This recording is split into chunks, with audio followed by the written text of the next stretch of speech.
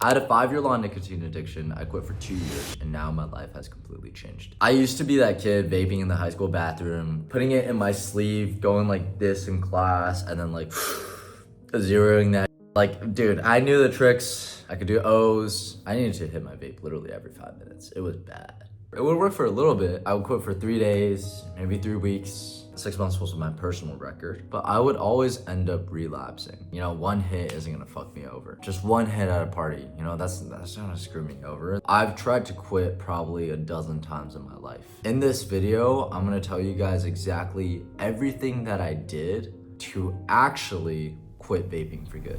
These are the 4 things that actually helped me quit. Number 1, start saying that is disgusting in your head every single time you see somebody else vape. Whether that's in your head or out loud. If I see my friend vape, I'm gonna be like, that's disgusting. Even that small little word of convincing my own brain that vaping is disgusting, vaping is disgusting, vaping is disgusting, vaping is disgusting, brainwashes your own brain to be like, okay, I'm not gonna do that anymore. The more positive things you say about it, the less you wanna actually quit.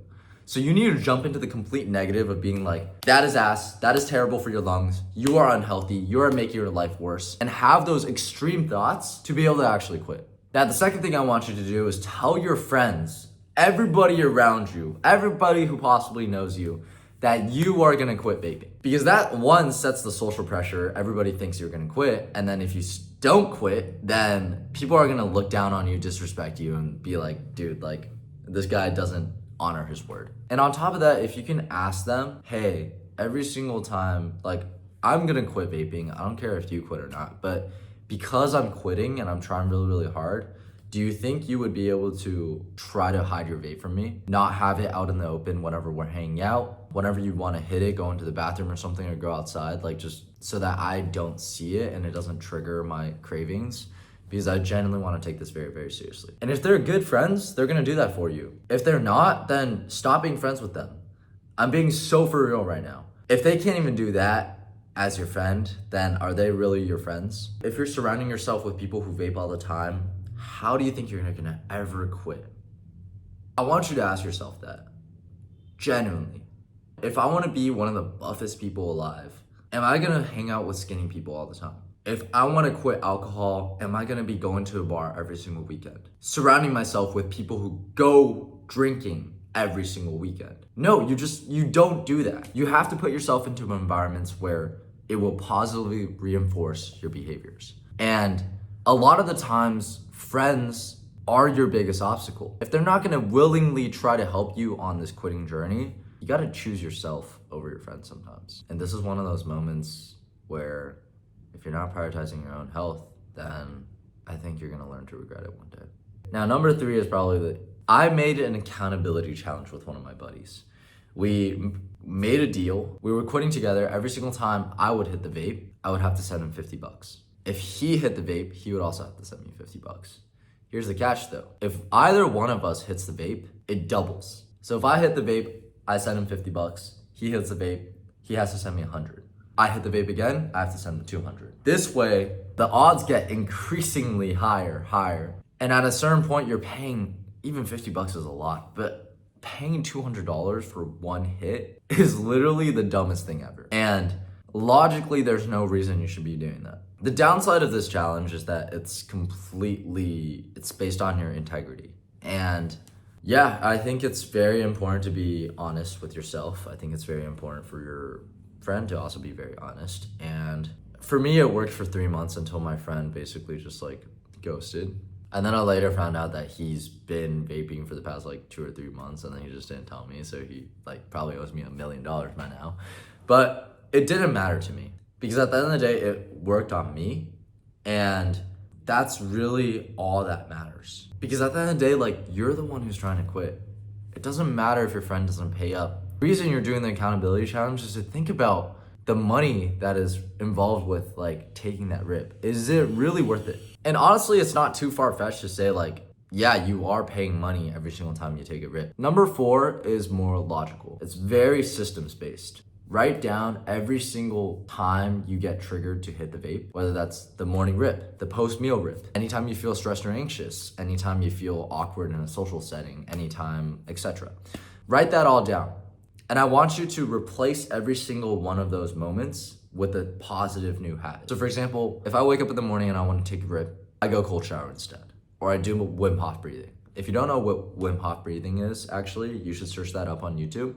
He walks you through like a breathing meditation, and it is genuinely the closest thing I've ever felt to a natural head rush. Like this shit is fire for helping you quit nicotine. It's a post-meal. I replace that with eating desserts or drinking juices or smoothies, because that's what like kind of satisfied that like oral sweetness like fixation. Number 3, anytime I'm in a social conversation, I just chew gum. Or I think of something. The reason I usually hit my vape in a social conversation was because I didn't know what to say and I didn't have anything to add to the conversation. So honestly, just find something to say in the conversation and stop escaping from reality. If I was stressed or anxious, I would pull out my journal and just start writing. The amount of escapism I had from just using my vape was insane. And I realized this only after quitting. I saw my life drastically get better afterwards, because every single time you hit it, you're like, I know I shouldn't be doing this. I know I need to quit. I know this isn't good for me.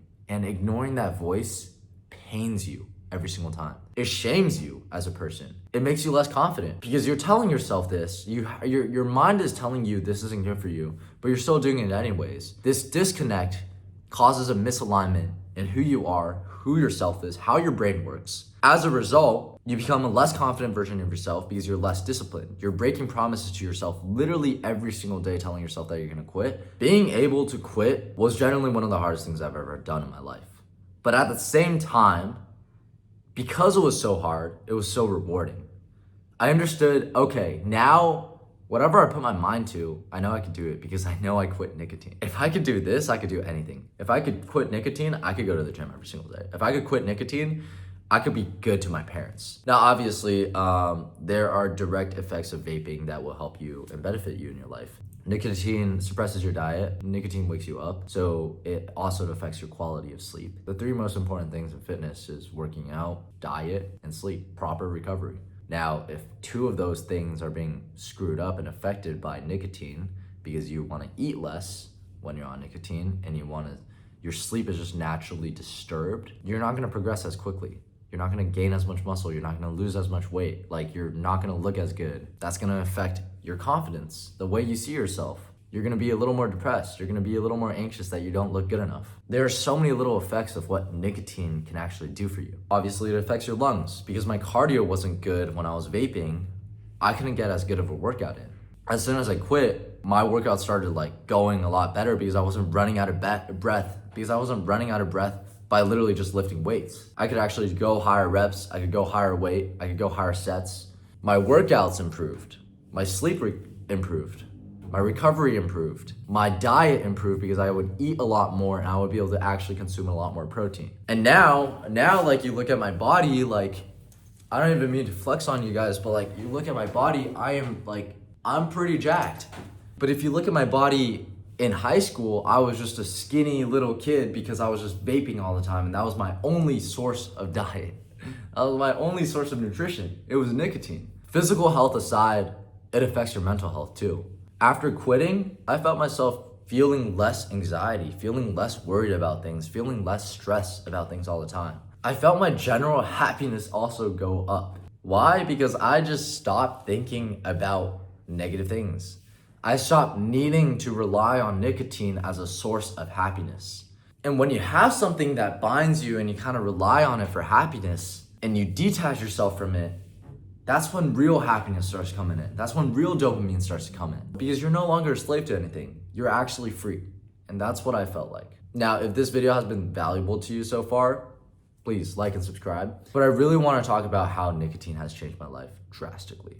So aside from fitness, aside from being able to optimize my life, the biggest thing is the mental reframe that it's had on me. Being able to quit nicotine trained my mental fortitude to literally be able to do anything in my life. It showed me that basically I can break a new habit and I can form a new habit whenever I want. Because if I could do that, I could do literally anything. And I applied the same principle to content creation. I posted literally 104 reels in the span of 3 months, working 10-hour days, 6 days a week. One of the hardest jobs ever, door-to-door sales as well, mentally and physically. And I was still able to show up and post. And the result of that was that I was able to grow to 10,000 followers. Fast forward in my life, I continued to make content. I grew to close to 400,000 followers now. Holy crap. And I am genuinely so grateful for the position I am in. I'm currently traveling in Bali. I get brand deals. I'm able to be a full-time creator. I'm not the influencer that makes a lot of money, that's for sure, to be honest with you guys. But literally 2 years ago when I decided to quit vaping, I was literally a college student. I didn't know what to do with my life. I didn't feel fulfilled or happy, and I didn't have anything going for me. I didn't have a job, internship. I had 5 months left of school and I didn't have anything lined up. The decision to quit vaping snowballed into so many micro decisions into my life. It taught me a level of mental fortitude and identity associated with somebody who wins, somebody who can put his mind to something and actually be able to do it. If I put my mind to quitting nicotine, I can do it. If I put my mind to creating content, I can do it. And now if I want to start a business, I know I can do it. The level of self-belief you get from making one decision in your life and actually committing to that decision has so much return on that investment. I know that there was a lot of luck involved, but at the same time, I also know that there was hard work involved, that I put in the work. And I know that if I had not made the decision to quit vaping, I would not have grinded as hard on content, wouldn't have the same amount of success, and I would have a completely different life right now. I know in any alternative timeline, if I am still vaping, I would not be as successful as I am right now. So that's all to say that small decisions, micro decisions, will change your identity and will consequently change your life for the better. And I am living proof of that. If you stayed long enough on this video, thank you. It means you really want to change. And I just want to say I genuinely believe that you will. Because if I could quit, anybody can, no matter what your circumstances are. Good luck. I'll catch y'all later. Peace.